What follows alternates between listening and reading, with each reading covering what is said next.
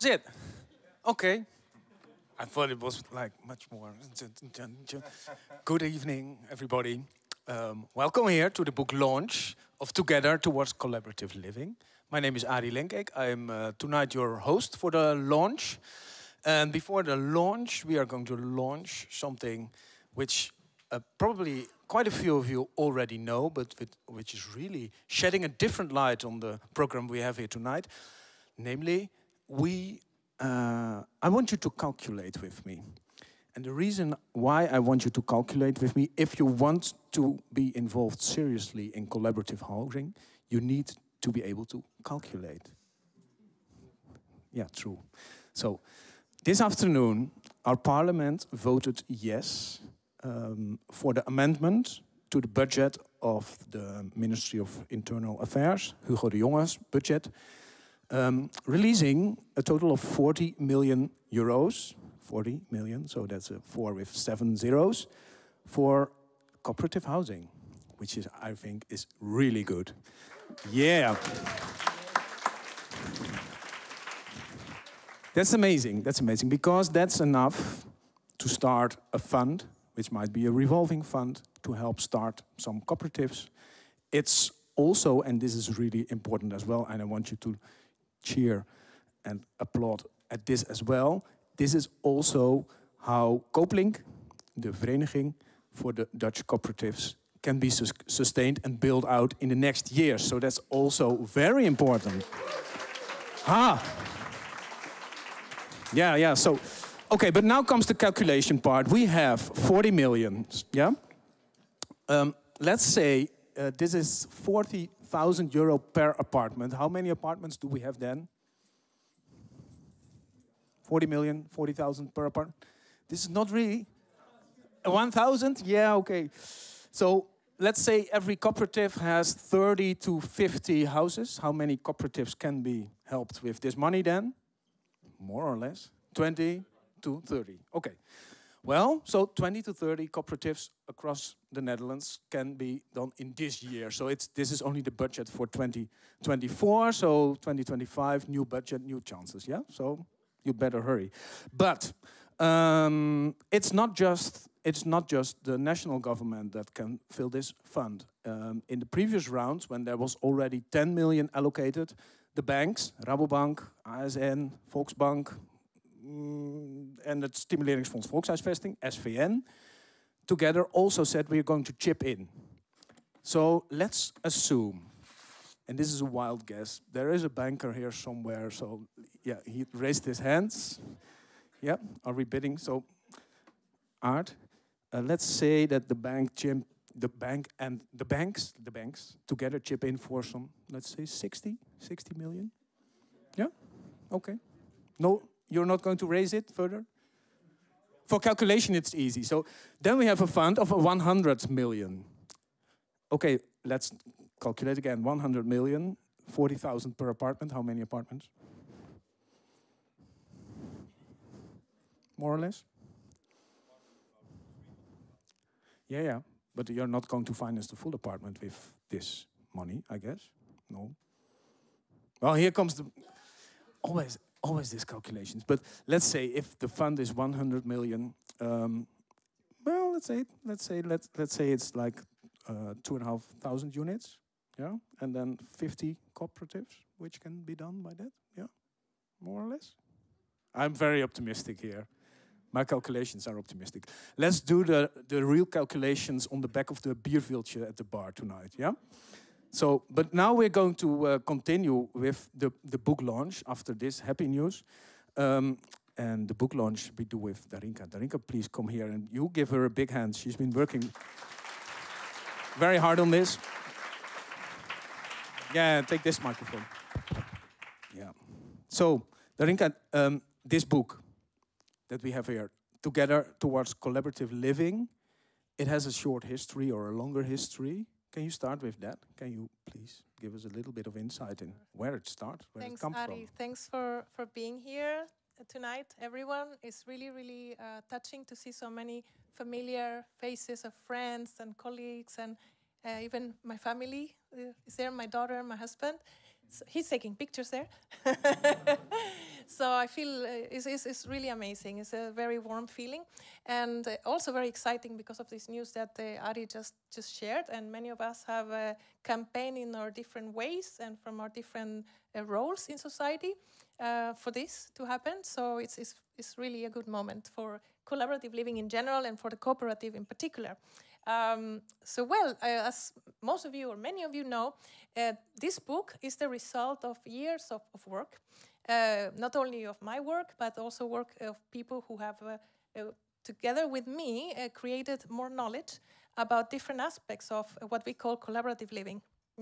This form of living that has to do with, working with each other, forming a vision together, and trying to solve many of the problems of the housing market today through cooperation. That's what stands at the center. You see in the slide, there is the logo of Project Together, which is a knowledge program that we started at the TU Delft, but with the help of many partners. Many of them are also here represented here today. And the idea was to bring about a debate in Dutch society about the potential of these living forms to indeed help solve many of the housing challenges. So this is not just about 1 million homes or more and more housing. Of course, it will add to the much needed supply of housing that we need in this country, but it's about the how. It's about the quality of how we want to live together. We will tell you more about this when we present the different parts of the book, but I just want to recognize and thank all the people who made this possible, and many of them are recognized also by their name or their institution or the projects that were involved in the book. So please have a look at it, and you will recognize a lot of people who are here today, and more. In the book and in real life. Now, the title of the book is Together, but this landscape of how to be together, how to build together, is quite diverse, one might say. One of your ambitions is to strengthen a movement which is not saying, well, we're Protestants, we're Catholics, we're the socialists, we're the communists, so everybody has its own, but saying, let's do it together. Can you shed a light on what are the motives around which people are clustering, but also this beautiful landscape, this delta of all these different options that we have? Well, as a researcher, I started studying this phenomenon about 10 years ago, when I discovered that there was an increasing interest of not only researchers all over Europe, but also amongst citizens, residents, to live differently. And this has to do with the crisis, the so-called housing crisis, which, as those of you who have heard me speak before and lecture before, I don't think that we can call this a crisis, because a crisis is something that is acute and short-lived, and eventually you manage it or you solve it. We haven't done so. This so-called crisis is really a permanent malfunctioning of our housing systems. That's my positioning. But I chose to look at what can people do about it together.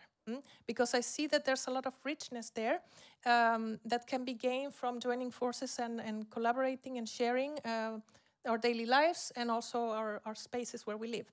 I see the slide there that is something that we also need to start by mentioning. What do we mean when we talk about collaborative living? First of all, that indeed we have a common vision, that people who want to live like this, they choose to do so, so it's an intentional project. This is very important to distinguish from ways of sharing that are to do with necessity. And then, of course, because of all this collectivity and sharing, you need to make common decisions, and this is very difficult, it's very challenging. So it takes time, it takes a lot of effort from people, and many of the projects that start very optimistically, they fail. Now, this is why it's so important to understand what are the success factors, and for that we learn from different countries where these forms of living have existed for a long time and actually have proven to be quite resilient. And indeed, this slide here shows the result of one of our research projects we have carried out in my lab, my co-lab research that I run at the TU Delft. This is the effort that we've done with experts from across Europe. And when I say experts, I mean not only researchers, but also practitioners and people who have themselves realized these living forms. And we carried out a research where we asked them, well, what type of living forms are there in your countries that can be equated they are similar to what we call collaborative living. So I will spare you all the methodological aspects. You can read it in a paper and in the book, not so much. This is really why I love the science part of it. This is a taxonomy. Yes. You know? We have all these different kinds of species and animals, and here you can see they are all doing the same thing. Absolutely. This is what is interesting, at least I think so as a researcher, that it's not just, out of my head what I see. We wanted to make it really scientific. So we asked a lot of people and we collected data, we analyzed what has been written about this in different languages, in different countries, and this is a result. Now, this is not a static picture. It's important that we continue to understand because collaborative living is very dynamic. It changes all the time and there's a lot of innovation. So it's important that we keep updating each other of what it is. Yeah. So, okay, to the book. Yes. We're going to launch the book, aren't we? Yes. So we were thinking like, we're going to present like the first copy of the book to someone who's very important in the collaborative housing sector. Well, you just saw this taxonomy. If we would choose one, all the others would say, this is a shitty book. Yeah. So we had to come up with something else. We were inspired by Oprah Winfrey, who has this magical moments in her show when people are allowed to look under their chair and then they find a treasure there. Now, some of you have a book under their chair. Please look. Who has a book under their chair? You are the lucky ones who have the first copy of the book. There must be some. If you have it, stand up and shout and be happy with it. Here's one. Look better. If you don't see it, look better. It's like an Easter egg hunt. It's like there are 3 copies. Who got it? Yeah, come here. And there, you as well. And there, the third one. Please come to the front with your book. Yeah, I said Oprah Winfrey style. We're going to do it all the way.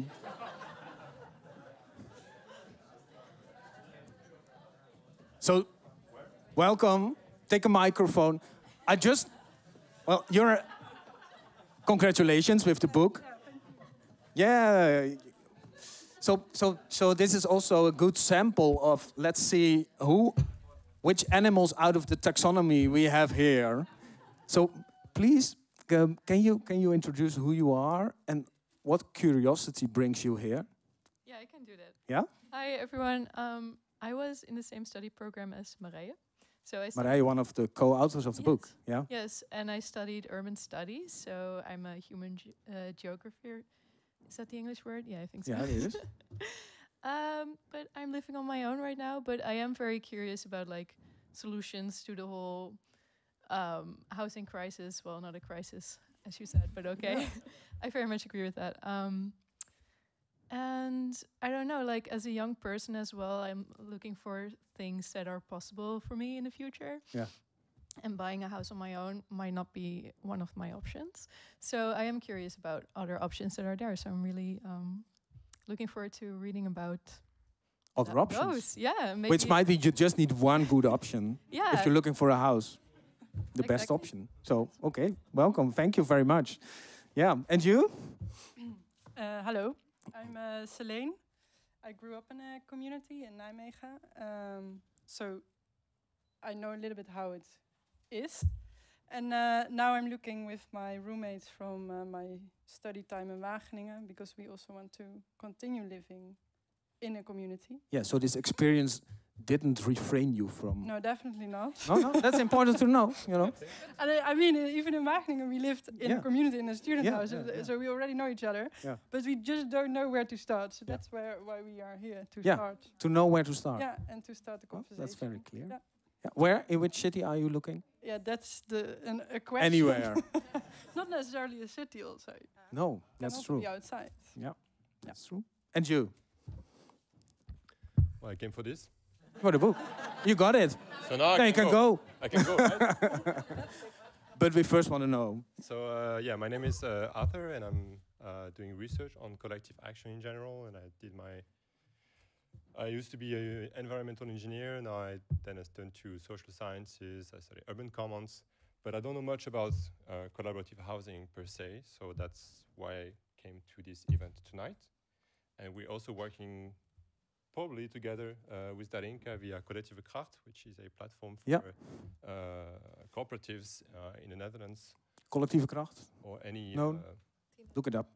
Any community-based initiatives, not necessarily housing, but also energy, care, transport, mobility, this kind of thing. Yeah. Well, thank you. You're a fine sample of this audience. So now we know who you are, more or less. And please take your seat. All the ones who are less lucky, applaud them. For everyone who was less lucky and didn't find the book under the chair, they're on sale. Yeah, but only today for the special price of €29.95 until tomorrow. Then it's 35 euros. NAI 010 is the publisher. I think it's wonderful that they have this book in their fund as well, which is really about architecture, urban commonings. They do a lot, in which I think this is an excellent addition. Head to the book table, and then you know who will sign the book. One of the three ladies that you will also meet during the program later. Yeah, okay. Well, what I'm going to do now? Yeah, Darinka, thank you very much. See you later.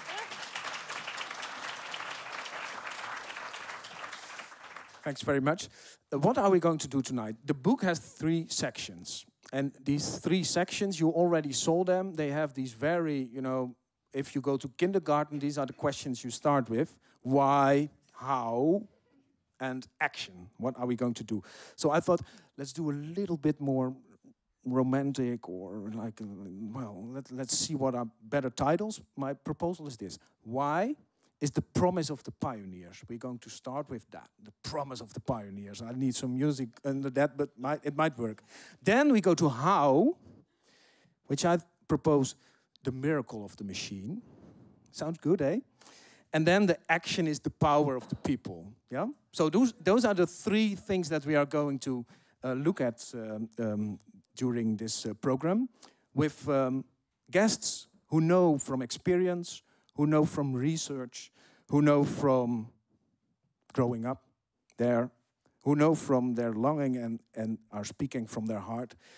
So that's what we are going to do tonight. So first a short video, and then we start with round 1, why collaborative housing matters. Yeah, video. First that one.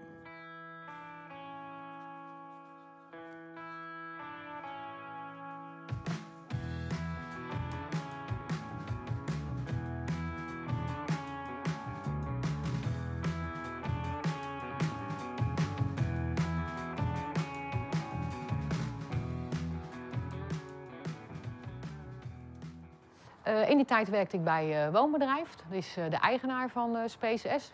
En toen deze grond zover kwam dat we moesten gaan bebouwen, dus na gaan denken van wat moet er komen, dacht ik van, hé, wat nou bijzonder is als je mensen over Strijp S hoort praten, dan is het altijd, het is een hotspot, het is hip, mensen uit de Randstad komen er. En toen dacht ik, als ik hier nou na moet denken over wat er moet komen, hoe kan ik dat zelf allemaal precies invullen? En toen is eigenlijk het idee ontstaan. Toen dacht ik van, ik kan het ook gaan vragen. Bij dit project is de uiteindelijke bewoner, die is in de positie van de opdrachtgever geplaatst. Dat is uniek, zeg maar. Dat is op het moment dat je als corporatie kunt zeggen, het opdrachtgeverschap ligt volledig in handen van de mensen die er uiteindelijk gaan wonen. Ja, dan toon je heel veel lef, omdat je dan gewoon het eigenlijk volledig uit handen geeft en vertrouwt op de professionaliteit van de bewoners. Nou, welkom. Ja, dit is mijn huis met mijn dochter.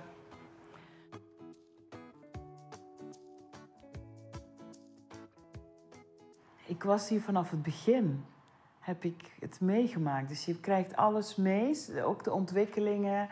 En wat Angelique vertelde, dat ze niet wisten waar ze aan begonnen, maar gewoon begonnen zijn.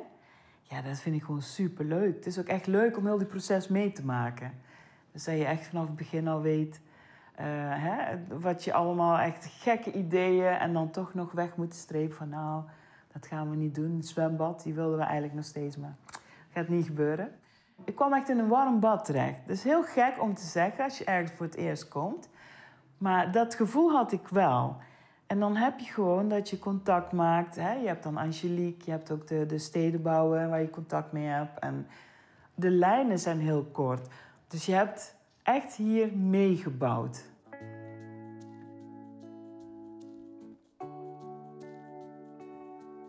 Mijn moeder vertelde over dit project. En ik ben daar eens naar een meeting geweest. Die waren hier in de buurt.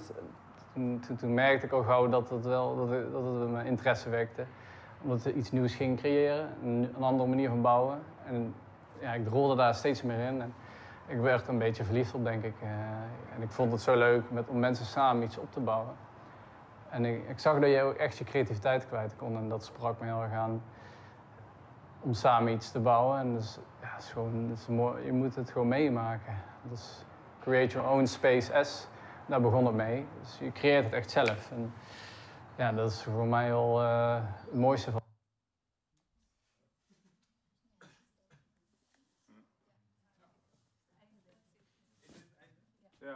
Het mooiste wat er is. That was beautiful. We're going to have some, in between the program, some of these short videos. They're part of the project together. Dan under the title Samen leven, samen wonen, if I'm correct, eh? Yeah. Also, I think it's very important when you talk about this kind of housing and this kind of living together. Examples are the best way to communicate what the qualities are. So, yeah, but now we're going to talk, and that's why I'm going to invite now Marije Peuten, one of the co-authors of the book. Yeah. I hear your fan base is somewhere there. Richard Ronald, let's hear where your fan base is. Second, Uva, Professor of Housing and Chair of Political and Economic Geographies. Julian van der Sande. They live, if I'm correct, actually they're living in Iwan, Nijmegen, and moving up to the Nieuwe Meent in Amsterdam. I lived at Iwan until a year ago. Okay, well, yeah, and now I moved you live there still. Another collaborative housing project. Okay, that's good news. We'll go back to that later. And Zeno Winkels, Woonbond.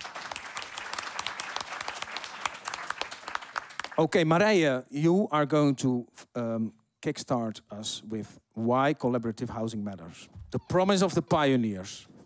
Yes, thank you. All yours. Also for the creative title of this panel. I hope we can live up to that. Yes, so I will introduce this first panel on why collaborative housing matters. Recently, we have seen a revival of collaborative housing. However, this is nothing new. Collaborative housing has a very long tradition. And in our book, we identify 4 different phases that you can see in this figure. Starting with the birth of the cooperative principles in the 19th century, all the way up to the more countercultural movements in the 1960s and the 1970s. And then more recently, so on the right side of the timeline, you can see that the housing market has taken over as the main provider of housing instead of people themselves. So this leaves less room for collectivity. However, as Danica already pointed out, we are also confronted with multiple crises: a housing crisis, a climate crisis, and on top of that, demographics are changing, society's aging, and all of this requires radical solutions to think differently about how we want to shape our living environments. As a response to these changes, some people choose to self-organize housing. And this is also what our book is about. It's about why and how people choose to do that. In the next slide, yes, thank you. You can see some of the different motivations of people to start doing this. Because I think, as you might also be able to tell us, this actually takes a lot of time and effort, right? to start a collaborative housing project. So why do people bother to actually start it? We identify both external factors in the outer circles and like the economy or politics, and more intrinsic values, like community-oriented living, that both shape why people choose to do this now in this time context. So for example, you can see affordability as a driver, or social inclusion, gender equality, the environment, very important one for many different projects. And of course, in our book, we go into each of these motivations in detail, but for now, I will just highlight one to give you a little flavor of what this may look like and how these different circumstances shape these drivers. So I will start with a recognizable one, which is the response to an aging society. Oh, thanks. Yes. You're doing a great job, Sebastian. Thank you. It's fine like this. No, actually, the one before. now it's going wrong. Where was I with my story? Ah, yes, aging society. So because seniors are now more stimulated to stay living at home, they are also looking for more comfortable places to grow old in. But they can often not find this suitable alternative in the current housing stock. And then they can find an alternative in collaborative housing because it could match their needs better. Also because they can contribute to co-creating the space together, which can make it more adaptable and flexible to what different groups need. And they can also find a community there. So they can live in connection with others, which is very appealing to many, not all, but to some older people. So this is one example of how this plays out, but you can see in all these different drivers that collaborative housing can enable people to choose for themselves what they find important as a group, and then prioritize that in the design of the project. And this is the biggest added value of more collaborative housing. So next slide, please. Thank you. You may wonder now then why, if collaborative housing responds to this many needs, right? Why is it then still considered to be a niche? Why are then people now joining us because they actually don't really know what it's about? Well, this is because it's very hard to put all the data together to provide a full overview of the number of collaborative housing projects and to reach like a shared definition. So Darinka already showed you the taxonomy of the CoLab mapping project. But the CoLab mapping project has also brought together all the different data that we have about collaborative housing to show a better overview of what is already out there. And then we can also see that it's not just a niche anymore. So of course this is work in progress. But yes, on the map you can see a snapshot of different numbers in different European countries. And in the interactive map online, you can actually access all the data of 14 different European countries. Yep. Yes. Thank you.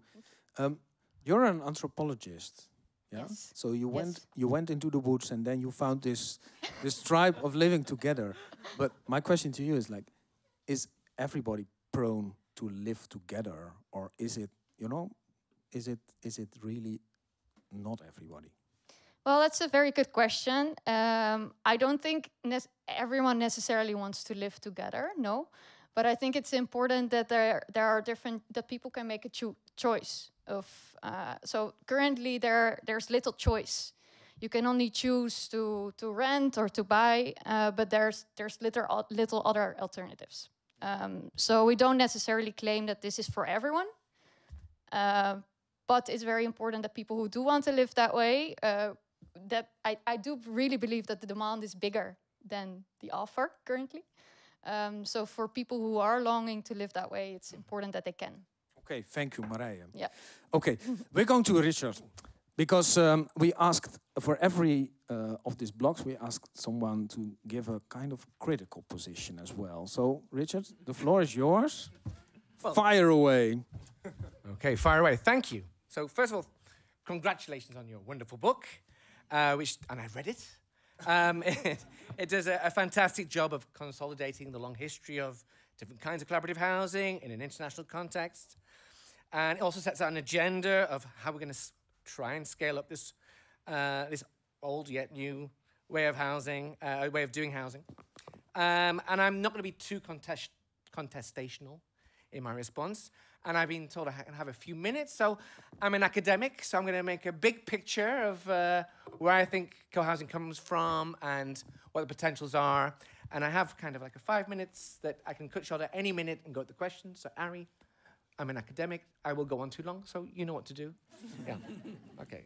So I want to begin to reframe kind of co-housing, where it's come from, in terms of two core concepts: housing tenure and housing paradigms. So tenure is a concept in English that's often difficult to translate, but it's about packages of rights and obligations held by owners and tenants. And it's embedded in laws, but also in regulations and social norms. And collaborative housing is an umbrella term for a range of different tenures, and we've seen the taxonomy we have already. And what's interesting is how they challenge the current tenure categories. And that these categories are also embedding buying and or renting, embedded in the current housing paradigm. So how do we get here? Where did this paradigm come from? So going back to basics, and apologies for the generalizations, historically speaking, we have owners and renters. So this is where I get fancy, and I quote Jean-Jacques Rousseau, great quote. The first person who, having enclosed a plot of land, took it into his head, and it is a he, and said, "This is mine," and found people simple enough to believe him. He was the true founder of civil society. So I'm kind of get back this idea that, you know, the way we do housing, where we think about tenures, how we build and operate, is very, very subjective and changed over time through history. So going back to kind of the late 19th century, the early 20th century, we have a period in which people moved to the cities, there was no housing, industrialists stepped in and built housing to house their workers because they needed them, and also other entrepreneurs were involved to make money, rentierism, out of these populations. But by the beginning of the 20th century, we were in something of a crisis. There was slum housing, there was problems for cities, problems for public health, and the state begins to step in. So we have owning, we have renting, and then we have what we can loosely call social housing. And this takes different forms in different countries. So in the UK, local authorities or councils start building houses to buy or to rent. In Sweden, it's municipal authorities build houses to rent. Later on in Singapore, I can tell you a wonderful story about public home ownership in Singapore. But we get this kind of moment where social housing is a different way, and it has lots of kind of similar features to the beginning of the co-housing movement.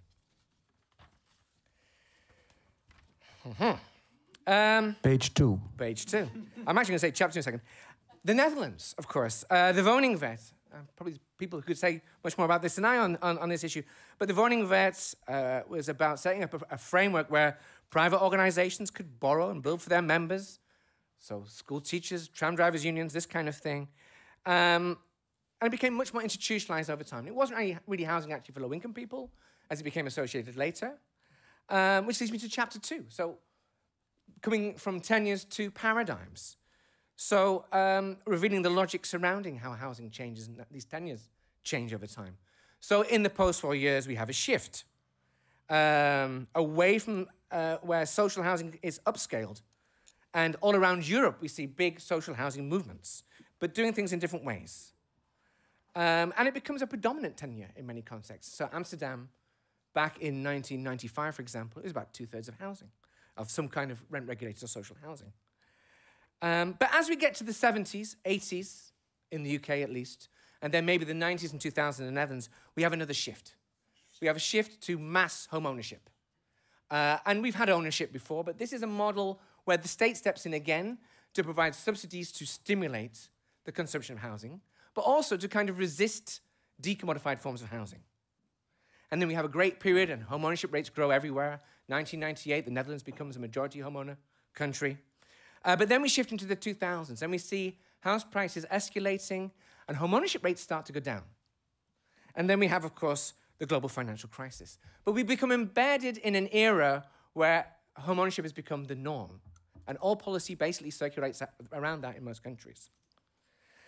And we have a new era after the global financial crisis. We have this kind of more neoliberal era, dangerous word to use because it gets associated with people who hate capitalism, but we can describe an era in which buy-to-let landlords become more active, where global funds become more active in buying up housing, and we see a shift back to renting.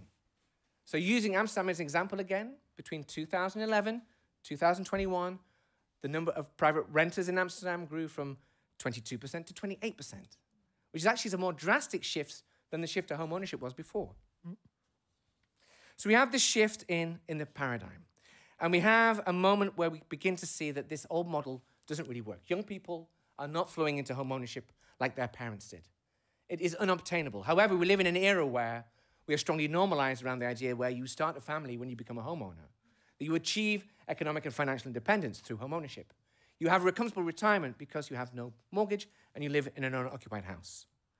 So coming back to collaborative housing, we have a moment in history where a paradigm is failing, where opportunities are created by a crisis, although I think the idea of crisis is difficult because it's more like a boiling frog than falling off a cliff. So why does collaborative housing matter? Coming back to Marije. So this new era, this new paradigm, is collaborative housing a solution? Well, I would argue yes and no, of course. I'm an academic. I'm not here to solve problems. Well, yes, it is a solution because it's well established already. I mean, we've gone back to, in your graph, 1900. There's all kinds of different models, precedents, in all kinds of different countries, ways, things we can learn from and adopt. So we see lots of things to draw from, lots of things to be inspired from. And also what we see, and today was the good news from the Tweede Kamer, we have institutional support. So governments have been looking for alternative ways to drive housing production since the global financial crisis. And initially, and if you look back at Rutte, Stefan Blok policies for the first 10 years, it's about deregulating renting and stimulating home ownership, which hasn't worked. So now is the moment. My doubts, or questions to raise, is there enough appetite for more social forms of living? I get the feeling of singing to the choir in this room, perhaps, for that. But is everybody ready for more social forms of living? Are we too locked in to the consumption of houses as assets rather than homes? And lastly, and something I've been researching recently, is the rise of one of the fastest rising sector of housing in the Netherlands and elsewhere is not co-housing, but co-living. And this is commercial investors building housing for younger people mostly, where people rent a room in a small space on a very fragile contract, quite precarious. But they're also selling it through the ideology of co-housing, which I find, if you go to these places like Answer Is, etc., Social Hub, there's, the home is written on things all over the place. And it really uses housing, this discourse of co-living. Sorry, co-housing. So that is, I managed to do it in time, I believe. You did. Thank you very much. I'm still very relaxed here. Well done. All the way from Jean-Jacques Rousseau. Always good to have a Jean-Jacques Rousseau quote. Okay. Thank you very much, Richard. Thank you. Thank you. Julian, we're going to you and invite you to share with us not this bigger picture. So please don't go back to Jean-Jacques or Adam and Eve or the Bataafse hut or anything. But really, like, from experience, that answering that same question, that same basic question, why does it matter to live and also create collaborative housing for you? It feels like a really hard question and at the same time a really simple one, because it's just... Let's do the simple. Yeah, well, it's like, it's a feeling in my gut of like, why not? I think it mostly connects to, I came from a small village of 2,000 people, and when I moved to a city to start studying, I still had this habit of saying hi to everyone on the street, even if I didn't know them, because you're just like, hey, you're a person, hello. And people looked at me like, do I know you? And that was so weird to me. And I think there's just this innate drive of like, you want to connect to the people around you and be like, hey, we know each other. And even if we don't, like, we're humans, let's have this nice day together or whatever. And I feel like that's what collaborative housing is in a way. I moved to a large student complex. I had no idea who was living in this complex, even in my hallway. If people would follow you through the door, be like, guess you're my neighbor, I don't know. And it's really weird. So when this came on my path in 2013, God, 10 years ago, it was just such a logical step of like, of course I want to know my neighbors. Of course I want to share things. Of course I don't need to own my own laundry machine. I use it for 1 hour a week. Are you kidding me? Of course I want to like share the garden, have a coffee together. Yeah, it's just, yeah, why not? Okay, I would why say. not? That's a good answer yeah. as well. Why not? And you, 10 years ago, I guess that was Iwan. Yeah. But you also created it, so you're not just living there. You're also, and now you're stepping into the Nieuwe Meent, which is a very good moment, but also a very hard moment because there's a lot of work to do. Yeah. 2 years ago, I joined the Nieuwe Meent because at Iwan, I was in the financial committee. We were asked to invest in the Nieuwe Meent. So I was going to prepare this proposal for our ALV. Like, okay, there's this project in Amsterdam, collaborative living, kind of the same thing as we did, but then in Amsterdam, because Iwan is in Nijmegen, for those who don't know. And while I was writing the proposal, I was like, I don't just want our community to invest in this. I want to live there. It sounds amazing. I had for the longest You wrote time, yourself into it. Yeah, pretty much. Skin in the game. For the longest time, I was like, I'll probably want to move to Amsterdam at some point, but why the hell would I want to live in some gray apartment if I live in literal paradise in Nijmegen right now? Because that's pretty much how I see collaborative housing. It's so nice. Like, I'll never not want to live collaboratively. Wait, don't overdo it because no, I'm pretty serious. people start doubting it. It's hard to oversell if you ask me. No, so I was like, okay, I want to join this project. But then 2 years ago, it was supposed to be getting built already pretty soon. And it's still not built. Not the first shovel isn't in the ground yet. So wait. Now you're going into the long history part. Like 2 years is long history for cooperatives. Yeah, but okay. But for you, it's an entrance into a city or a system in which you don't actually have to know many people, but a few people you feel connected with, and that enables you to, take root, to settle down. Pretty much. Yeah. I was talking with people about it some months ago about how we're not individuals. We're all like part of little collectives, little communities, and that's what this collaborative housing also is. You move like through these communities because you're not alone. Even if you are the single person, you're always connected to people, and it's just a way to have this connection wherever you are. Thank you, Julian. We're going to move on now because I feel that some doubt is rising in the... Can't imagine. Thank you. Zeno, as a directeur, toch? I'm correct, from the Woonbond, one of your tasks is to represent the renters. Tenants, yes. So listening to what Richard says, like this not translatable word of tenure. So there's these different ways in which you can be involved or have the saying in how your actual living conditions are shaped and organized. Can you reflect on that? What does that mean? This richness. I think that Richard. In general, I don't have Richard's abundance of English words. Yeah. But in general, of course, you have home ownership and you have tenants. Yeah. And then there's the stuff in between, basically, that we have just seen on the pictures. Yeah. And we at the tenant union, we always lobby for a Dutch system where people will be treated in the same way, no matter if they are homeowners or tenants or somewhere in between. Unfortunately, the development system that we have does not really work in the as a push in the back or in the right direction of collaborative housing. So we always argue, have a look at these innovations, go for it, try it, maybe call it an innovation to make some place in your spatial planning. But at the tenant union, we also have a lot of tenants to lobby for. So basically, it's one of the smaller topics that we have that we are dealing with. But then the why question, if you must answer the why for collaborative housing, what would your answer be? Well, it's pretty clear that there's demand for something in between the tenant living, categorically alone or with his family in one dwelling, not doing very much with the neighbors, and the people that want to live more collaborative and be a little bit closer and have another relationship to the house or to the building and to their neighbors. So if that demand is there, if that opportunity is there, why not fix it? Yeah. Richard mentioned the famous 1901 woningwet. Yeah. That's a Dutch word. Yeah. In this woningwet, the cooperative form was, driven away. It was not very favored because there were reasons to suspect that the people managing their own housing might benefit from the subsidies personally, not collectively.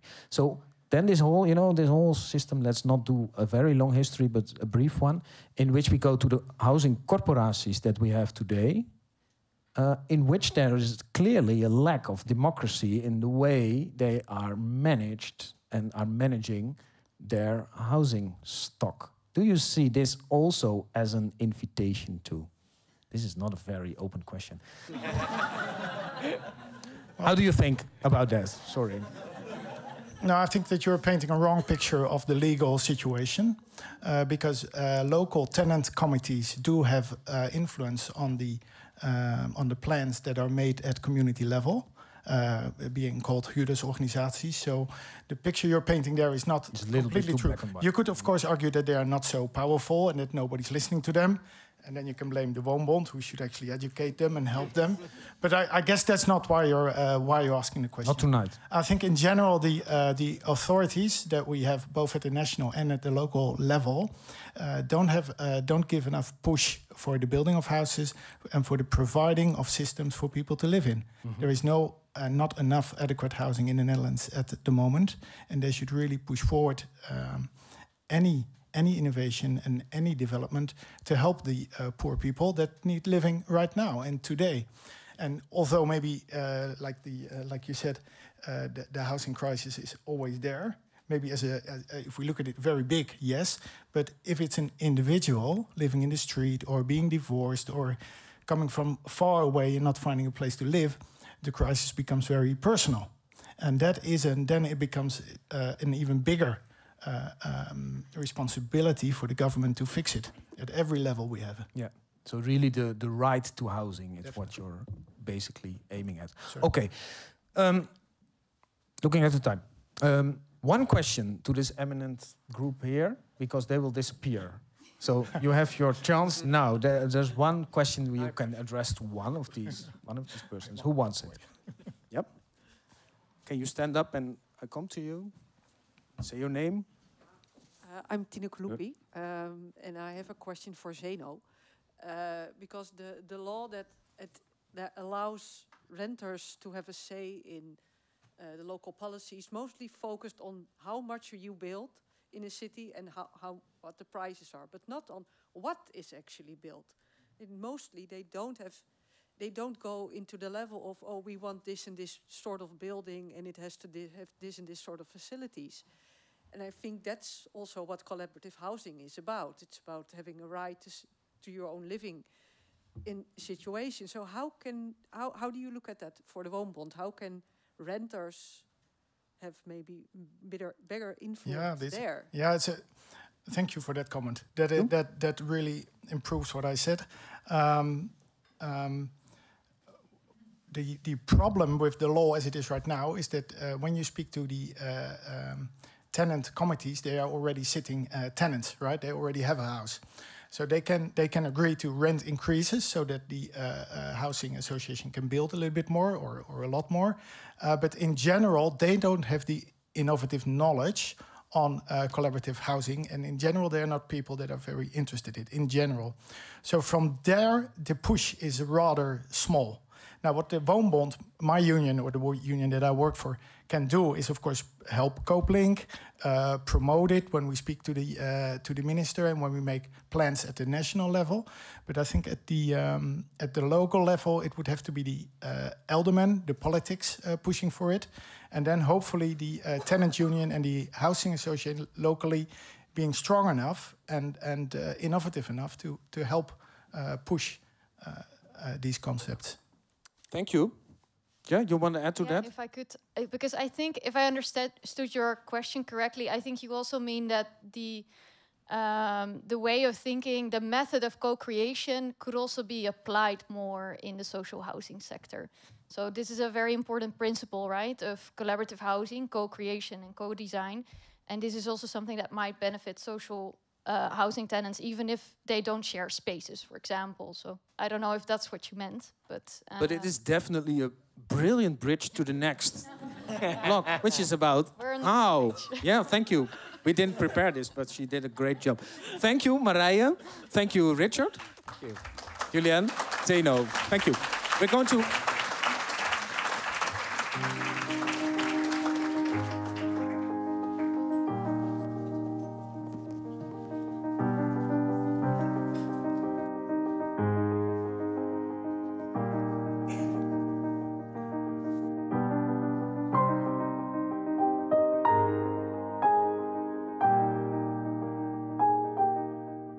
Başta kararlılık olacak. Yani bu projeye başlayan kişi bütün zorluklara karşı göğüs gerecek. Böyle bir yere ihtiyaç olduğunu, artık Türkiye'ye kesin dönüşü olmayan vatandaşların buralarda oturabilmesi için bir ihtiyaç olduğunu öğrendik. Ondan sonra ev bürolarıyla görüşmeye başladık. Ja, Orchide, dat is op zich natuurlijk een heel leuk en bijzonder verhaal. Daar ontmoette ik echt een hele gemotiveerde, enthousiaste groep. Die ook overigens begeleid werden, professionele begeleiding hadden, toen nog vanuit de woongroepenwinkel. En ik vond het eigenlijk zo leuk dat van, nou, weet je, daar ga ik serieus zoeken naar een plek waar dat dan kan. En toen kwamen we terecht bij de Jacob Katstraat. En 8 jaar wachten om de tijd. Elke maand vergaderen. 2010 beginnen van de eerste palen. En 2011 juni is klaar van huis. Iedereen binnen 3 weken is allemaal verhuisd. Dat enthousiasme, de gemotiveerdheid van die groep, dat heeft best wel onder druk gestaan. Şimdi süre uzadığı için dışarıdan da söylenen laflar, işte siz bu işi beceremezsiniz. Size yapsanız bile, bina yapılsa bile bunu sizlere vermezler. Böyle propagandalar yapılınca adamlarda bir cayma oluyordu. Ya işte bu iş olmayacak. Onların olumsuzluğu bize de yansıyordu. Komşular zaten birebir görüyoruz, konuşuyorlar. İşte neden size ev yapılsın da bize yapılmasın. İşte siz bu vaziyette integrasyon olamazsınız. İşte kendinizi izole ediyorsunuz falan diye. Halbuki bakış açıları değişti. İlk olarak bakış açıları değişti bize karşı. Bunları açtık. Şimdi bize böyle bir gözle bakan olduğunu tahmin etmiyorum komşularımıza. Blauwe Moskee, Turkse Blauwe Moskee en Euromaster. 2 kültür en burada yaşlı insanlarımız var. Onlara yardım amaçlı, hem onlara yardım etmek için onun için tercih ettik. Birbirimizi daha iyi anlıyoruz. Aynı memleketten geldiğimiz için, aynı devletten geldiğimiz için. Yani onun için daha iyi oluyor, kolay oluyor. Ja, het heeft eigenlijk, het is gezellig om hier te wonen, zeg maar. We kunnen gewoon goed opschieten met de buren. De huis is mooi. Yaşlı insanlar, çoğu işte 50 yaşın üzerindeki insanlarla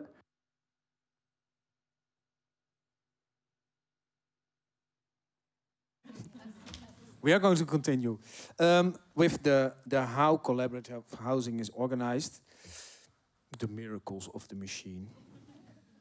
And we're going to listen to Sarah Brich, one of the co-authors here. Give her a big hand. And I want to invite Mira Nikova, Time to Access, architect from the Nieuwe Meent and other cooperatives here in Amsterdam. And I would like to invite Stephanie Zelevoet from INBO as well. Thank you. Well, Sarah, the floor is yours. So now that we have looked at the more fundamental aspects of collaborative living, we will now focus on the practical tools that make collaborative housing appear and be done. So we... Here, use this microphone if you want to. Yeah, maybe I'm too short. No, not about your length. It's about the direction you're talking. Yeah, you're right. Thank you, Ari. So land, right? Land is expensive. Land is increasingly scarce. So how to provide land that is accessible and affordable to self-organized groups? And how to pay for the whole development? Especially in countries like in the Netherlands, where financing for collaborative living is still not a standard procedure. And what are the tools that are necessary when different stakeholders collaborate with the end users, the clients? What is the relationship between the architect and the residents? These are some of the issues we raised in the book, and we try to provide some answers. So there are a variety of creative measures done by cities to provide affordable land to collaborative living projects. So we have Amsterdam or Barcelona leasing public land to self-organized groups. We have Berlin that used to give priority to these groups when selling it. And there's also Vienna, where a minimum percentage of self-organized housing had to be included in housing tenders. Then there's a lot of empty buildings, empty offices turning into housing. So why not give a chance to these groups to repurpose a building and develop their own housing? And finally, there are also some more extreme measures like land reforms. So land is not used for speculation. There's also no single way to finance a collaborative housing. It's usually a combination or a patchwork of solutions. We've seen providing land at below market prices is one option. Crowdfunding has been recently been used to top up the total amount. But I will not focus on that. I will be mainly focused on this. In collaborative housing, architects collaborating with residents usually follow an approach that aimed at co-production or co-design. This means providing services, and in this case, housing, in a same relationship between end users, residents, and professionals, clients. This automatically changed the professional roles and the relationship between architects and residents. So on the one hand, residents are seen as active participants instead of passive clients. And on the other hand, architects are, they need to develop certain skills or even provide new tools to make this process possible. So with this in mind, in our book, we present or we identify 4 types of architects involved in this kind of projects. So we have the architect as co-resident, and as you can imagine, in these cases, the personal and the professional sometimes is a bit blurred, but at the same time, it gets more involvement and more commitment by the architect slash resident. Then Laborde is one case that I had the opportunity to follow during my PhD, very exciting project. Then we have the benevolent architect. So in this case, the architect needs to translate the collective's vision, the resident's vision, into a concrete plan. In this example, Sophie Luns, the architects define themselves as mediators, guiding the whole process, while the residents, they decide on many design options. Then we have the third, the visionary architect. Because sometimes it's the architect who has a specific vision of living for the future, and then he initiates, or she initiates the project and leads the whole process. In this case, Rosa 22 in Vienna, the architect initiated the process itself, involved the group of residents, in this case all women, and led the whole process. And finally, we have the architect as co-designer. So this is usually for larger projects involving different stakeholders, where different tools need to be designed in a way to guarantee a successful project. We have the opportunity to have Stephanie from IMBO, who were involved in this co-design project. That involved the architectural firm, the housing association, and a large group of residents. I think that's it. Thank you. Thank you. That was fast, huh? Yeah, it was fast and very good. And, well, that's why I gave you that mic. It's the fast mic. Let's think of that. We go to Mira. Yeah, but Mira, you're here to give a counter position. Well, I don't know if you're really countering, but to follow up on what we heard here from your experience here in Amsterdam. Yeah, I don't know if it's a counter, but definitely follow up. What I think is very interesting in the definition of the architect, what you gave, what I found ourselves in Time to Access, honestly, it's every project, it's a combination of all of them. So you find yourself as a co-designer, you find yourself as an initiator, you find yourself as a facilitator of the entire project.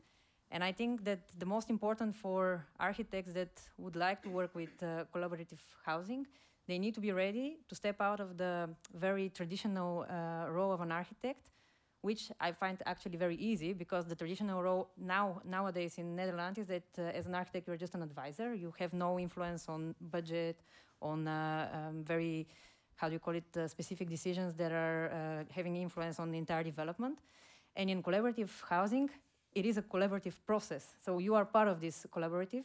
The relationship is, as in the video earlier, one of the bewoners said, they're very short relationships. It's not this long line of going through one and another institution. Everything is very next to each other. The relationships are more personal than professional. I must say, also in our office, quite often we found ourselves part of the community, which sometimes it's also a bit of, you get more involved than you actually thought you will be. But it also brings completely different motivation. And also the fact that I think it's extremely important for everyone to understand that in collaborative housing or in cooperatives itself, the fact that there is no profit changes the entire game. So there is no, normally in the process of development, there are always surprises, there are always things that you are not aware of, you don't know about. Well, in cooperative development, you know the budget, it's always limited, but it is clear from the beginning. And what your goal is as an architect to create the most out of it, to make as much qualities in the design as possible. Because this is as simple as it is, that's it. And there is not background agenda, there is no unknown things.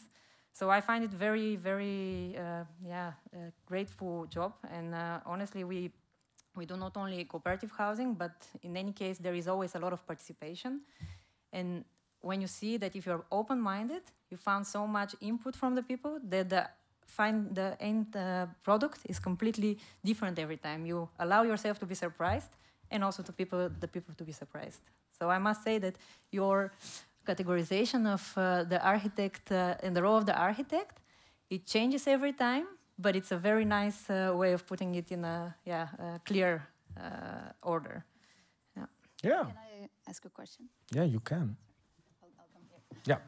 This is the did you have to create specific tools or?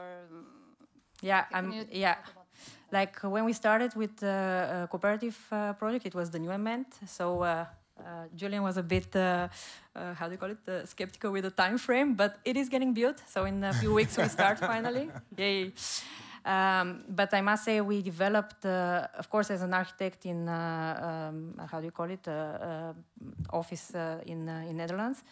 You don't have so much tools to work with the residents because you just don't do it, simply. With the new amendment, our role was so big that we developed a lot of not only co-design, but also community leading tools, also business case or legal stuff. But in the co-design, you really, in the beginning, it's also a process which could go like all the ways. Well, during the process, we learned from each other. We learned from the community. They learned a lot of the professional side of it. And we actually built a lot of our experience on it. And now we can see that in the other projects that we do now with cooperatives, like one of the last projects, the bundle, is with 130 houses. So it's, I don't know, in the PVA phase, the first initiative phase, were already between 30 and 50 people involved. And you can imagine that by the end of the project, there will be 130 times 2, 3. So it will be around 200, 300 people.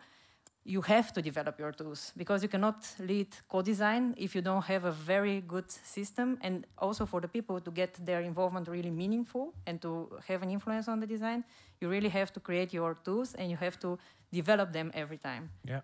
And your role in every group and every project, it changes all the time. So while in the new Ament, our role was extremely broad because there was also a lot of need of knowledge and a lot of need of work.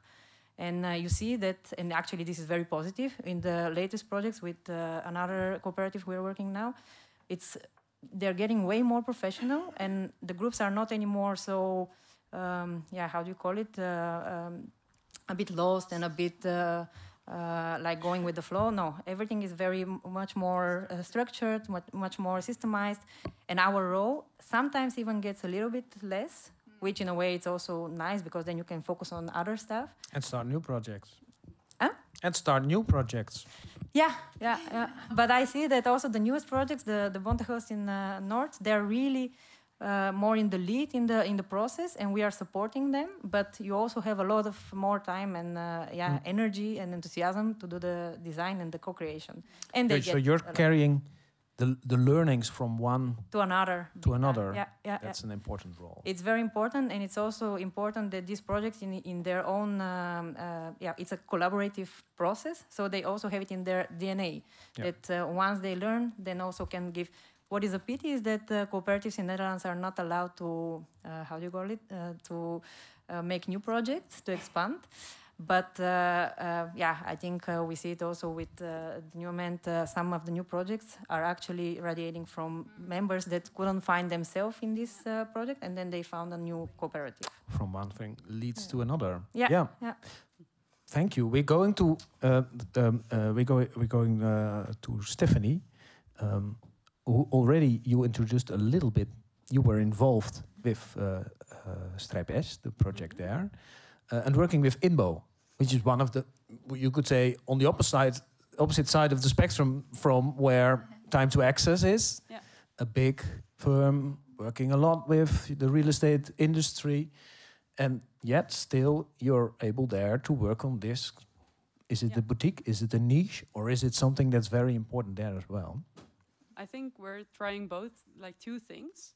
We're supporting also the small groups in Amsterdam, for instance. So we are working with Wooncoöperatie Stroom, a group that formed itself and found a plot in Eiburg, which is super nice. But at the same time, we're also trying to talk with developers, with municipalities, like all our big clients, let's say, to introduce them to these ways of living, housing corporations as well. To take out the obstacles, basically, to introduce them like what could be the added value of this form of living and really the broad sense. So from, let's say, limited involvement in the co-design to really like the Space S model where the residents are involved from the start and see if they are open to it. Because there's a lot of, I think there's a lack of knowledge on that in that field, basically. So everybody is looking a bit to the developers like, oh, they don't want to do this, but I think they just need to be educated a little bit and be taken to the projects. And I think so far I've already identified almost in every big developer company, like 1 or 2 people who are super excited about it and really want to go for it. So I'm quite optimistic about it. And I think it's also really necessary to do that too. Because in the Space S example, you see a lot of people who I think wouldn't live this way if they would have had to start it themselves. They need to be supported. Otherwise, they simply couldn't organize themselves. They don't have the professional knowledge. Yeah. So I think by working with these kind of bigger companies, you can open up the movement to a diverser group, which is really important. Yeah. Do you think, and this is a question to all 3 of you, I think that's the best way to do it. Like you have you mentioned already the skills and tools of the architect. So you have to broaden the tools and skills, maybe also into the domain where originally we think it's the domain of the real estate developer. Yeah. So you're starting to understand how, the machine, the Excel machine, how it operates. You're smiling very much. How much? How would you say, like, if you would give a percentage of your work to how much you are also maybe not designing that machine, but are really developer? Yeah. Well, in the first projects, you are co-developer because they are also, the group is a developer on its own. Yeah. So from bewooners, they get the role of a developer. Mhm. And developing a real estate, you have to do it with professional parties. And the architect, because of his role that it's getting bigger, so you become also partly a co-developer. And yeah, I think it's important indeed to involve bigger organizations, and I think woningcorporaties can have a big say in this. And there are also already examples, and Mosgan is not tonight here, but they are already doing... Mosgan from Rochdale. From Rochdale. Yep. So they're already doing a project, and I think a lot of other woningcorporaties will also, and of course later we will hear even more. But it's important that these initiatives indeed get not only political support, but also just literally real estate support of development. Mm-hmm. And yeah, the woningcorporaties are one of the easy partner in this. But you can imagine also community land trust with developers that are orientated in this. Yeah. And it's not that people are doing it for, out of altruism or something. It is a real estate. It's just with a bigger quality of living. Yeah. So yeah, if you want to put it on your portfolio as a achievement of a reference project, why not a developer to do it as well? Yeah. And you, Stephanie, if you look at like the amount of time you're feeling almost that you're a developer, maybe the project in Delft that you were involved in is maybe a good example in this. We did work with a developer there as well, because I think that's also, we really try to kind of go into that level of detail. We also have our Excel with really everything I think that the developer has. But yeah, it's their specialism, so I think you can only get your knowledge up to a certain level, so it's really good to work together. But yeah, we really try also to, basically also we invest in the early stages of the project. If there's not a real project yet, we try to initiate it, and that's also, actually you take like a little risk in your assignment to start these projects, and sometimes they don't work. So in the Delft example, we try to take a CPO plot, like a collective private commissioning plot, where there was supposed to be owner-occupied houses. We tried to make it into a cooperative, but the land price was quite high. So in the end, it didn't work out in that way. But luckily, we did find an investor who is committed to keeping the project affordable for 35 years. That's Achmea. Yeah. So, and the residents are involved in the design process. So are the residents also involved in the Excel process? In this case, not. But yeah, that's also not really what we're doing there. But for instance, with Space S, you know, you have these, I saw this, it's like double height ceiling, and it looks like, wow, this is a loft, but it's social housing. Yeah. No, they were definitely involved in making the choices and also seeing the financial consequences of that. And that was super interesting, because one thing, for instance, we did is build the floor plans one-to-one. And they could decide like how they wanted to shape their house, and they got also the price tag with it. So what people started doing is making the floor plan smaller, but then they thought, okay, nice, we can, can we not use this extra height to create this extra quality? And we really found that people started shrinking their house. There was this assumption that people all wanted a 70 square meter house with 2 bedrooms, because that fits everyone. But people really wanted very different things. So we made this huge diversity, and we found that people are very realistic also with the swimming pool was mentioned, but people have very realistic ideas about how they want to live. She ended up in a warm bath, she said the next sentence. So social swimming pool. That's another thing. Besides learning new skills, as the ones from the developer, we also need to re-educate the way we design, because we are dealing with a group of lay people, and we have to be able to communicate and get their insights and their ideas, and doing one-to-one models where you can actually use space and tell something about it. It's one of the tools, for instance. Yeah. It's very important also for us to learn other ways of designing. You won't come to a group with a plan and a facade and a section. that won't work. Yeah. And you can also really use the energy of the people involved. So there was this one guy who wanted to live there, and he said, you know, I can model the whole thing. It was a bit before VR, and he modeled the whole building, like it's huge, right? In a game. And he said, we can do a walkthrough with this kind of shooter gun. It was a shooter game, and he could walk through. And he took everyone who wanted to go inside. He took them through the building. There was a resident, was not a professional. Like, he was so excited. He just did that in his free time. Wow. So yeah, I'm always shocked about the enthusiasm and the energy that comes from these people who don't have a guarantee yet that they can... Real life Minecraft. Yeah, exactly. Let's see it that way. Okay, we're going to have one question to these three architects. And Sarah is going to bring the mic. No, I will. Who has a question? Otherwise, we move on to the next round. Yeah, you here? Please, and say your name and your question. I'm Timon. I'm studying urban planning, and I'm doing architecture at the moment. And I'm always interested in learning from the past and the mistakes from the past, because, like you said, this is not new. If you look at research or older projects from the 70s, 80s, or even before that, what worked in working and living together, and what didn't work? And you have any tips for it? Who shall I give the short microphone to? Because this is a long question. Lessons, or how can you learn from the past? So maybe to make it more precise. So in the 70s, you had this whole democracy movement. Centraal wonen. How did it inform? Does it inform your practice? Did you talk with the old guys who did it back then? Yeah, well, different question, difficult question, I must say. You know, I think, because your question is also what worked and what didn't work, a lot of times you see that longer it is, better it gets. So also that's also an inspiration for us most of the time. I think most of the time when it doesn't work, it's because of either community changed or got too closed. So actually, instead of being inclusive, becomes exclusive. But these are like design-wise, I think most of the time it's more inspiration, and organization-wise, it's then lessons to be learned in order to keep it positive and to keep it alive. Sarah, can you answer the question as well? Yeah, it's hard to answer. Maybe as an academic. Yeah. That's even harder. That's even harder.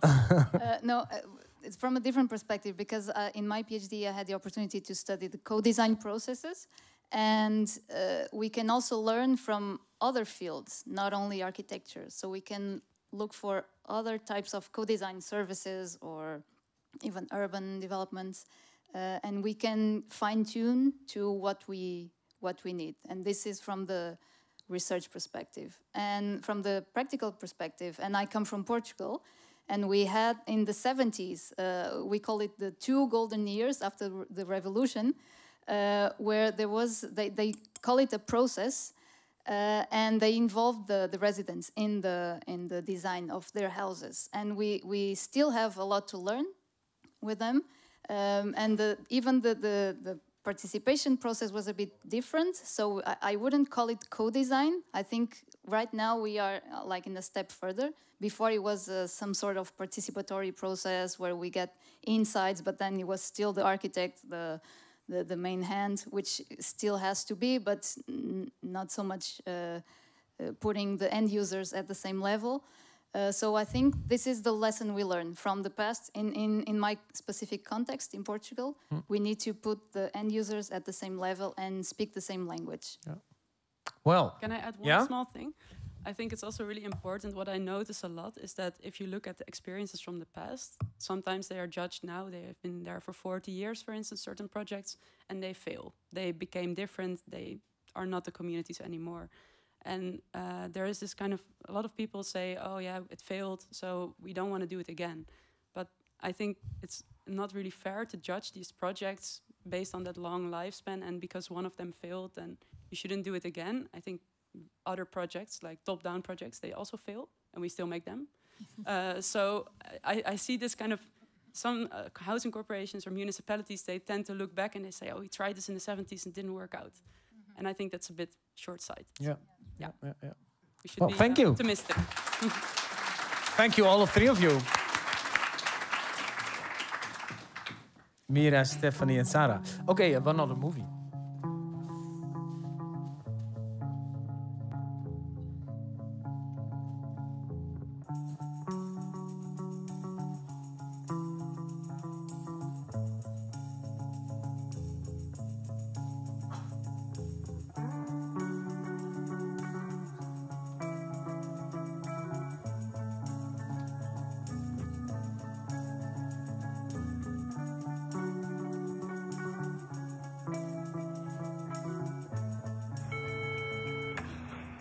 Hallo. Hoi. Ben je Arne? Ja, ik ben Ron. Hoi. Ik wil het eigenlijk gewoon heel anders. Ik wil gewoon dingen samen. Ik hoef niet alles voor mezelf. Ik en mijn vrouw kregen toen net een kindje. En wij waren ook wel heel erg bezig ook met duurzaamheid. We zijn veel bezig op onze eigen manier om duurzaam te leven. Maar toen kwam de mogelijkheid dat we hier konden wonen. En dat was toch wel, ja, een geweldige kans. Konden we nog veel meer waarmaken van wat we duurzaam wilden maken in ons leven. En ook het idee van in zo'n groep leven met een klein kind. Dat was heel aantrekkelijk. Zo met veel mensen om je heen. Een mooie, veilige plek. Want dus de woningen zitten dus allemaal in dit complex. En hier hebben we dus nog een gebouwtje met daarin een evenementenzaal en een voedselcorporatie, een werkplaats en dus een co-werkplek. Wij woonden met z'n vieren, met Marinieke ook erbij en nog 2 anderen. Toen hadden we het over van, waar gaan we eigenlijk heen als we hier weggaan? Toen begonnen we te denken van, misschien kunnen we zelf wel een project opzetten. Maar dan veel ecologischer dan het gebouw waar we nu wonen. En toen kwamen we al snel terecht bij de woningbouwvereniging Gelderland, die zich specialiseert in gemeenschappelijk wonen. En toen gingen we advies vragen van, hoe kunnen we dat doen?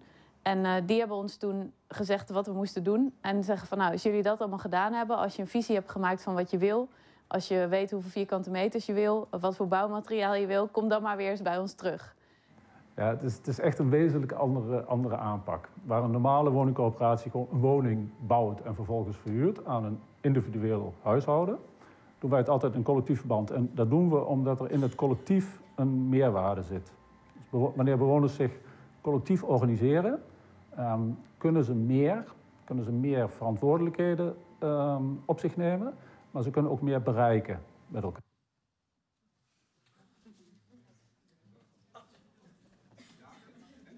And now we can ask the person what he was going to say next. Bernard. Please, Darinka, will you step up again here in the limelight? Bernard Smits. Yeah, keep it open.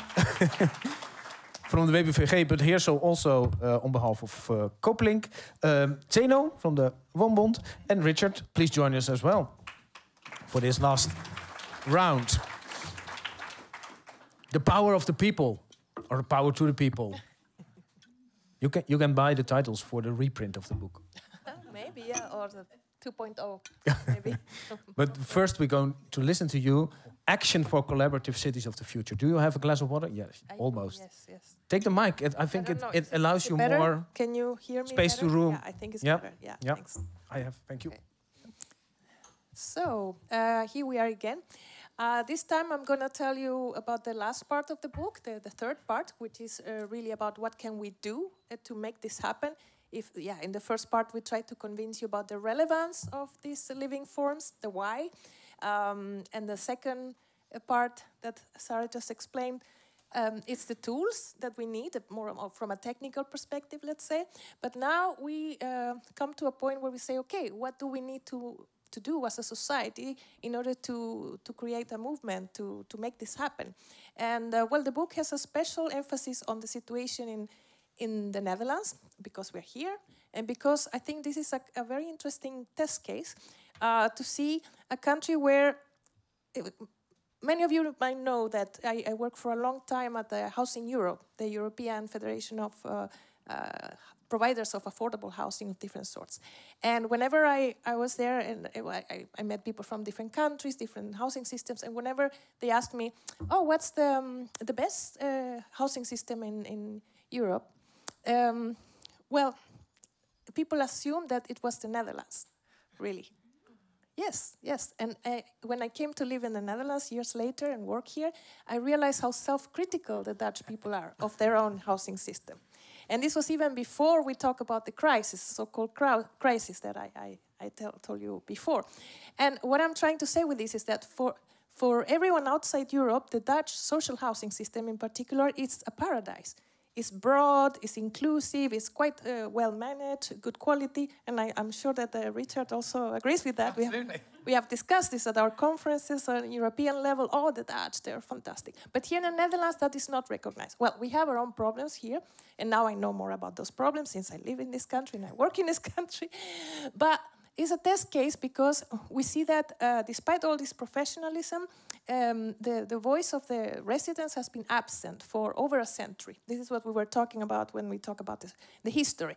And we live in at the time, as Richard was pointing out, where we are in the midst of a new paradigm, let's say, because there are a number of crises that we have to deal with. And, well, my view is that the housing system is not fit for purpose.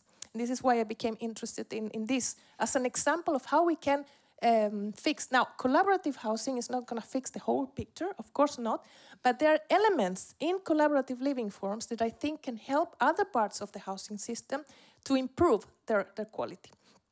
Now, we talk a lot about upscaling, so bringing collaborative housing to larger numbers, to more people, and I think that's a good thing.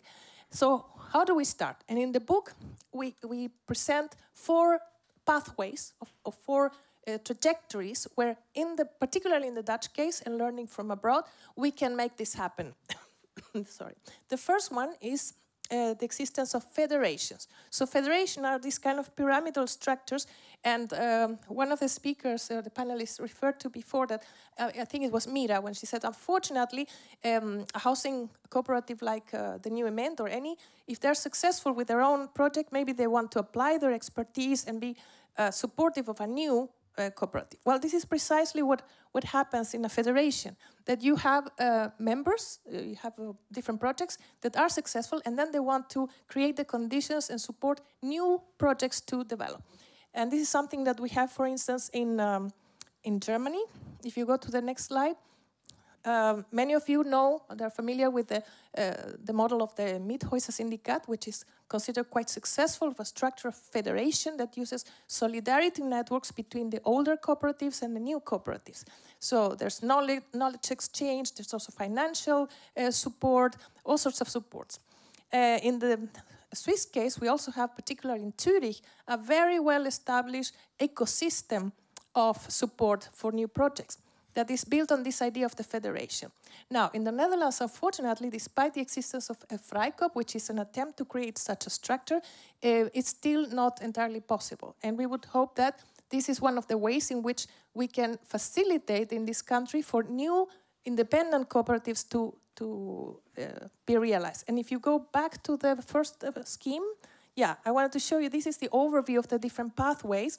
So we are now in this end of the spectrum where you see collaborative living forms that are very independent. That's what we mean by collective autonomy, yeah? Now, moving over the spectrum, if we continue, the second one is what we call embedding. And this is a case of collaborative living which happens within a bigger structure. For example, social housing system. You have that, well, the possibility with the beheercoöperatie model here in the Netherlands, or management cooperative. In other countries it's called tenants cooperative, like in the UK. And in France, for example, which is a very little known example here in most of Europe because of the language barrier, in France you have a lot of examples of embedding because there is a very large social housing sector, and people who are tenants, they express an interest to form a cooperative, but without stopping to be tenant. So that is very much what we're trying to create here with the management cooperative or the beheercoöperatie. Now, in France, they're a little bit more advanced in the sense that there is a lot of exchange of knowledge and support between the different housing associations, the HLM, the equivalent to the woningcorporaties here. So they are supporting on a national level through a network they're supporting their tenants to self-organize and to register, for example, if you're a social tenant and you want to live as part of a group, or you already have a group with whom you want to form a cooperation, you register in a list, and then your social landlord, social housing provider, they organize, they help you to form your cooperative. I think that this is something that could happen more in the Netherlands. Give people the option, what Marije was saying before, give people the choice to live collaboratively. And also, it's a bit of a chicken and egg thing, because if more people don't know that this is a possibility, they will not choose it. So the first step is to make this more known. And this is one of the reasons why we published this book. It's not a boring academic book. It's full of pictures and cases and colors.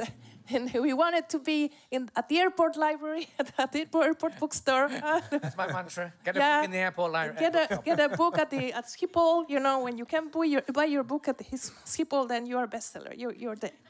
Okay, that's what we want, to democratize, to make it more trivial. Anybody can live in collaborative housing. If you're a tenant, if you're a homeowner and you want to live more collectively with your neighbors, maybe there's a solution for you.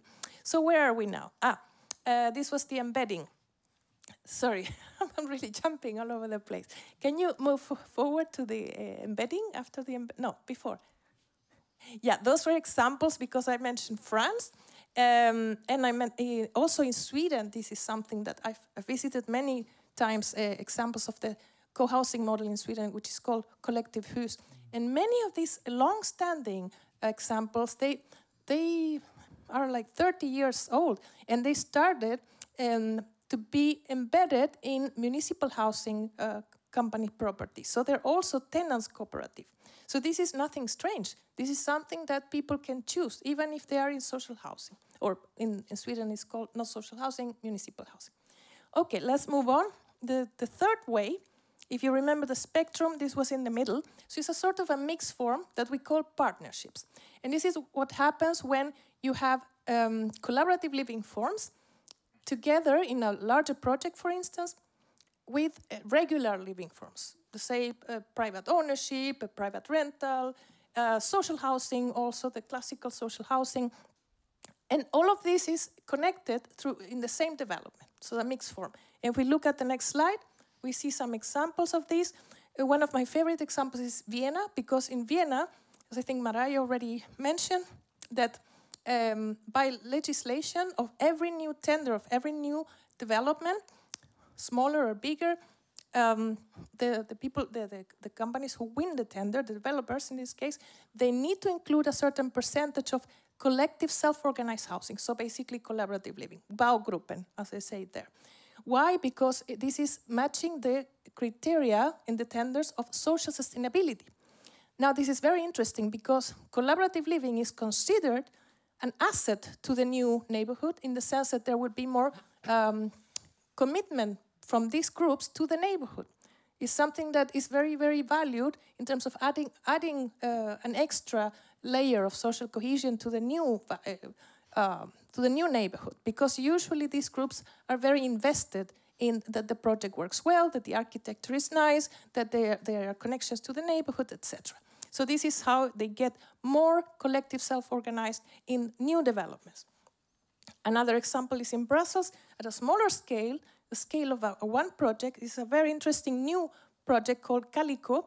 It's a housing project where there are different generations and people with different situations. For instance, lone parents, elderly people, immigrants, etc. This project was a sort of an experiment realized thanks to support from the European Union, and it has been hailed as a really interesting example because it goes from the beginning of life, so you have rooms where you can give birth, to the end of life. So people can also die at home with assisted end-of-life facilities. So again, it's an example of how you can mix different situations. There is social housing there as well as private ownership.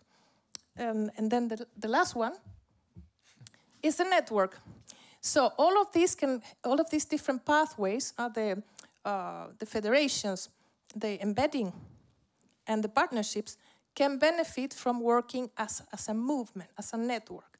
Because we see sometimes, in the case of the Netherlands, that there tends to be a bit of fragmentation between the eco-villages, the cooperatives, the co-housing, the central wohnen, all of these labels. And this, unfortunately, confuses the authorities, confuses the lawmakers, people who are in charge of budgets, in charge of planning. We need to create a stronger identity towards the people who make decisions to create the conditions for this to flourish. And here are two very interesting examples that are being quite successful to create cross alliances between the co-housers, the CLTers, the cooperatives. The case of England with the community-led homes, they even have a same website, they have the same lobbying objectives, etc. And the Habitat Participatif network in France, again, a very interesting example. They're very successful in lobbying the government for more favorable laws. And I think those were the 4 pathways. Of course, you can read much more in detail with cases and examples in the book, but I hope that is kind of clear for now. I think that's it, the last one. Ah, yeah, well, you don't need to show that one. That's it. Okay, thanks. Thank you, Darinka. Thank you. Bernard? Well, I'm sure it's not going to be a counter position because there's nothing you cannot agree on what she said, but let's see how you manage. Let me start by saying how happy I am with the book. In first place, to make collaborative housing more known, and that's one of the main issues to upscale this movement. My intention was to play tonight the role of a grumpy old man, but you started with such good news. You look quite grumpy at my maths. Thank you. Why grumpy old man? Well, because there are still a lot of obstacles before we can upscale this type of housing. As the way I see collaborative housing is like it's in an embryonic phase. It's very little. It's vulnerable. It's alive. But it's growing. That's positive about it, but it's way too little. The pathways you've explained here about federations, partnerships, embedding, and the networks. Yes, I've got it. They are all, how do I say it, manifestations of a successful movement. And when do you call a movement successful? When it's big enough, when it has a type of critical mass in which it can flourish, it can grow. And growing depends on a lot of things. Before you get to this amount of projects, initiatives, you have to put away a lot of obstacles, a lot of barriers. And that's where the grumpy old man part comes in. I can't help them. I have to name them, the obstacles. Let's dim the light also for that. First of all, about how known this type of housing is and the familiarity of it. And therefore, I like to ask the people here a question. Who of you have ever heard of me or have seen me already? Right. Thank you. 1/3. 1/3. Because you were at the video. Yeah, this video doesn't count.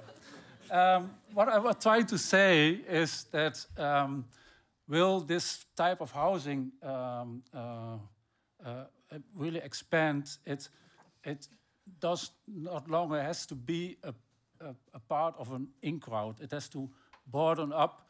I rather see 50 or 100 people here who don't know me.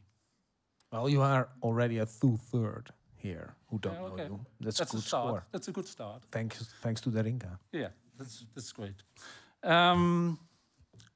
But it's typical for this type of housing. A lot of people who are involved know each other every time. Again, when they meet at this kind of events, it has to go bigger. Shared ownership, that type of collaborative housing, is maybe the smallest of all types. And it has to grow, and the good news will give it a push in the right direction. That's great. And therefore, to achieve that push and that step forward, we need to have more standards in how they are organized, how they are financed, how they get their plots, their building plots, and so forth, and so forth. So a lot of things have to improve before we can get to the point where these pathways really can express themselves. So, the other type, the beheercoöperatie, the management cooperative, has, in my opinion, 3 obstacles. And I have to look at my paper because of the English words for it. Legislation stands in the way. Participation, the right to participate and not being dependent on the housing association. And the third one is accountability, because of you're part of a bigger social housing system, where when you really want to participate and have control over your housing, you have to also be accountable for it, and that's when you are. That's when you have a serious role in the whole thing. That was the difficult part. Yes. The support organizations. That's also a thing. For both type of corporations. There's a need for umbrella organizations. I really hope Copeland will take his part in that, and it will, I assume. But we need more than just Copeland. We also need organizations who can take part in managing the projects, where tenants need help to get their things brought to a success. And in this system world we live in, such an organization can't be missed. It has to be there for all the projects, so I would say nationwide or in different regions, whatever. And last but not least, and that's the nice part, that is what policies can help the collaborative housing section to grow. And I would say, you asked at the first round, is it for everyone, this type of housing? I tend to say it is for everyone, because everyone lives in a social atmosphere. No one lives alone except for some people who live somewhere. As hermits. As hermits, far away. What if we, with every housing project that is bigger than, let's say, 5 units, there is an obligation to put in a certain element of collectiveness, as by legislation forced upon it. for developers, for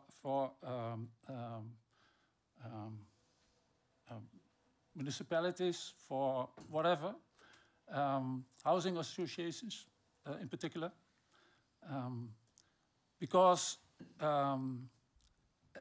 as soon as you build 5 houses or more, there will you have the potential to establish a social network, and when you help that to establish that effect within, for example, the communal spaces, whatever. I won't go into detail, but it's important to make it what do you call it? Regulated. Yeah, Forced. whatever. Yeah. Invited. Law. Law. That's the word. Yes, thanks. Yep. Okay, I round up. Good news. In Greece, no. Still the obstacles. To defeat the obstacles, increase awareness, familiarity, set up, expand support organizations, very important, name standards, amend legislation, make locations available, provide accessible financing, custom solutions for mixed forms, all that on top of those 4 pathways. They need to go together. And last but not least, and I come to what Zeno already said, collaborative housing is, in my opinion, an important step towards accessible housing being ownership independent. Yep. Tenants and owners have equal positions in managing their homes. Thank you.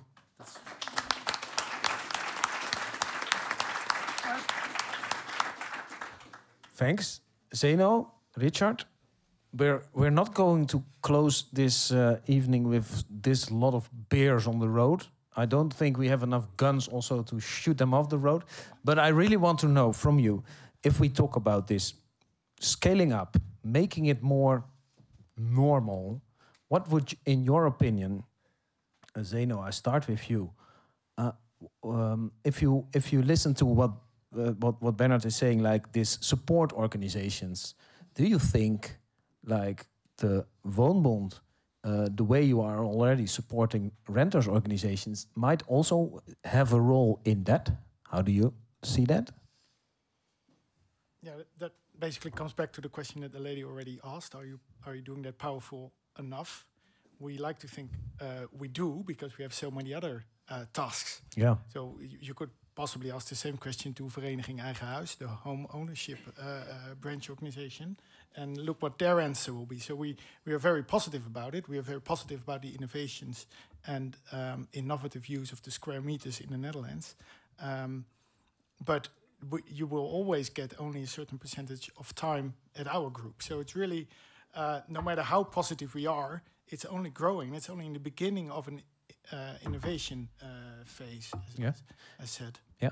And the other thing, the beheercoöperatie, the management cooperatives. Yeah. How do you see that also? As Darinka said, elements in the cooperative housing or collaborative housing system can help, put the system back where it came from. So here's another way to ask you a very closed question: to democratize the housing corporaties, the social rental sector. Yeah. Do you see that these beheer cooperatives might have a role in that? Yeah, well, I think they would definitely have the knowledge to do that. Yeah. And I think there would definitely be, you could give the task to them, but to say that housing associations themselves are close to democracy, I don't think so. No. I don't think at all. No. But I do think you could give that task to further develop collaborative housing in parts, well defined, to housing associations, definitely. But would you also certainly, if you combine it with a legal need to develop a certain amount. Yeah, so it could be part of, for instance, like the prestatieafspraken. Well, if you ask me that question, the prestatieafspraken are on a specific amount. Yeah. If you ask me to give away a specific amount to a certain initiative, Yeah. there will be another 100 initiatives asking the same question. So I can't really answer that right now. But would you say that in the prestatieafspraken, the deals between the housing corporations and the municipalities and the renters, of course, Yeah, tenants. there could be the tenants. There could be like this. We say this is the third road, yeah, the third pathway. Yeah. There could be like a segment of that devoted to beheercoöperaties or to management cooperatives or people that own it themselves. You know, Yeah, could be definitely. Could be definitely. But also, But- but also perhaps on another list of innovative stuff that you need in the country. Yeah, I know. Yeah. But to make it more, yeah, the plea of Banner to force, to make it more, not just free floating, but make it more obligatory. Yeah, well, like I said, I can't you say, will. yes to that. Okay, I tried my best. You did very well. I'd like to add something. These housing associations, in the old days, they were all verenigingen. And now they are not. There are only about 20 left of them. And those verenigingen are democratic. And they are mostly the small ones. Tenants have a say within it. Once we had such a system of small housing corporations with tenants who were a member of them, I really think about why can't we get back to that kind of system? That scale as well. Sorry? The scale as well, you mean? The scale, yes, but also the type of organization, how they are organized. We have reached the limit of how big the housing corporations can get. We have seen that Vestia was split into three, from 90,000 to 3 times 30,000. Way too big. Way too big. Way too Zeno? risky. You come to the rescue there because you step out of the system. He's basically saying in the current system, it's very, very hard to do. And I agree with that. I agree we need more responsibility over what we build and where we build. But in the current system, it's very difficult, as is obvious with the numbers that we see. Yeah, yeah. Richard, I want to go back to you. Oh. When you were here in the first round here, Yeah. saying you mentioned the word paradigm, and someone told me that your PhD or something beautiful that you did was on individual home ownership. Yeah, in Japan. In Japan. Yeah. Well, what do you think about the collaborative movement in Japan? Actually, Japan does have quite a strong cooperative housing movement. But I'd rather not start there. No, okay, thank you. But my question would be like, given the is it a cultural thing? Yeah. So if we want to change this paradigm to make it more normal, to see it like it is not strange, it's an option, you can consider it. No, I mean, What would you take? everything I've heard makes sense to me. I'd start with actually what Darinka said at the beginning. As a non-Dutch person here, people are complaining about the housing system all the time and how things work. This is paradise. You should live in London. It's and a bunch of other cities I could name. But where you are in the Netherlands, it is not perfect, and so people complain about it not being perfect. And it has got more difficult in terms of affordability, right to the city, this kind of thing. But it's a good place. And it has this kind of institutional flexibility, because countries, again, America, UK, are very locked into the house as a commodity, that's your pension that you kind of pay off over your lifetime. And there's enough mix and there's enough strong institutions. So the voting cooperaties aren't a solution in the sense, but the fact that they have such a strong institutional base provides a balance in the system. And I think the role for co-housing, it's got to become more recognized. I say teaching students in the Netherlands, every year more and more students are aware, young people I'd say in the Netherlands, are aware of, that they're not likely to buy a house in the future, and actually things like co-housing are much, much more attractive to them. And in terms of thinking about, okay, how do we get there where we embed this? It's about the housing system. So there's lots of measures that always look to me like experiments, in lots of countries with co-housing or collaborative housing, all kinds of different things. But it really needs to be institutionalized. I think going back to what you were saying about the laws and requirements. So in the Netherlands, I mean, you have the woningcorporaties, and that's kind of embedded in law, and they have a role, and they have certain connections with other institutions. And for homeowners, you have the hypotheekrenteaftrek, this huge, 20 billion a year, at least, subsidy for that sector. So if you make more substantial steps where co-housing or collaborative housing becomes an institution, the third tenure, that has kind of an equality with the other two, then you have a basis to really kind of reinvent. Social housing is often considered like an end of history story. Oh, we tried that and it didn't work. Well, it's not that we tried it didn't work. It kind of, the way we did it faded away. Conditions changed. So this is a way to kind of, people you often say affordable housing instead of social housing. But we can think of it as being more social. And actually, you've got a very good basis in the Netherlands to push forward with that. Decommodified. To decommodify housing, yeah. It's about homes. And you can have mix. You can have owners who live next door to tenants, but you all collaborate in how the place is managed and organized. Yeah. Darinka, I give you the last word because it's almost 10. Yeah, I really want to You see the say clock something. ticking there. No, something that, from what Zeno was talking about in terms of many competing needs for housing associations or woningcorporaties.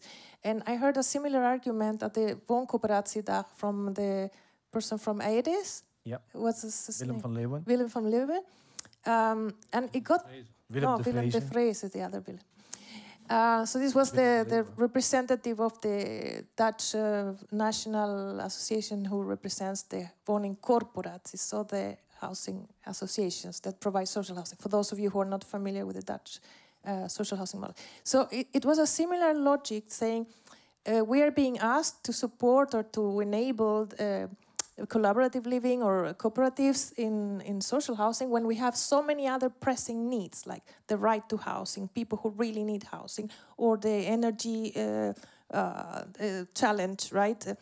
And I was thinking, well, why does it have to be a competition between either we do energy retrofitting and right to housing, or we do the cooperatives?